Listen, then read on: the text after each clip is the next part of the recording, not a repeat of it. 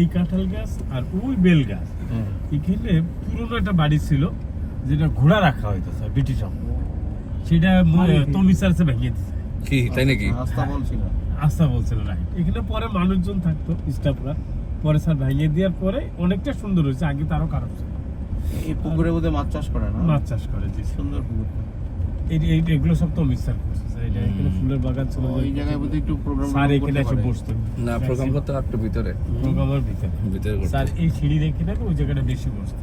আচ্ছা, ওই দেখা যায়। এই স্যারের সময় স্যার এই পুকুরগুলো করে, এই জায়গায় স্যার ওই পানি আছে, ধান নষ্ট হয়ে যায়, তার স্যার করলে তাহলে পুকুর করে দেয়। আচ্ছা আচ্ছা, তার স্যার পুকুর করে দেয়। আর এই হলো যাচ্ছে স্যার, এই সামনে হলো ধান থাকে, আর ওই দেখেন এটা নীল একটা পাঁচিল দেখা যাচ্ছে, ওটা এসপি স্যারের ওই যে ওইটা বাউন্ডারি। এই যে এখানে মোর এখানে পুলিশ একটা আছে আম কেন? গাছ ছিল স্যার 100 বছরে। এটা ব্রিটিশ, এই আম গাছটা এটা আগের দিছে, মারা গেছে। আগের বাংলোটা না এটা? হ্যাঁ, এইটা হলো স্যার ব্রিটিশ আমলের বাংলো,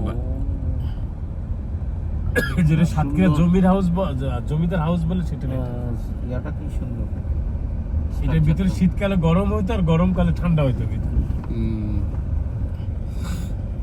এটাকে একটু মানে রেনোভেট করে রেখে দিতে পারে। সাতক্ষীরা হাউস। ও আগে তো এটা মানে যশোর সাতক্ষীরা সব একসাথেই ছিল নাকি? এই দুই যে পাঁচিলটা দিতেছে ওটা এসপি স্যারের, ওই পাশটা হলো বাংলো আর এই পাশটা আমার। এসপি সাহেবেরটা তো অনেক বড়।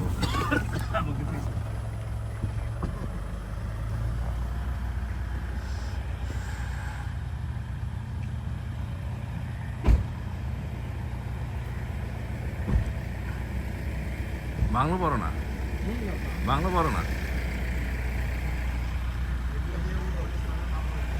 বাংলা বড় না, এই যে এই জায়গায় প্রোগ্রাম হয়।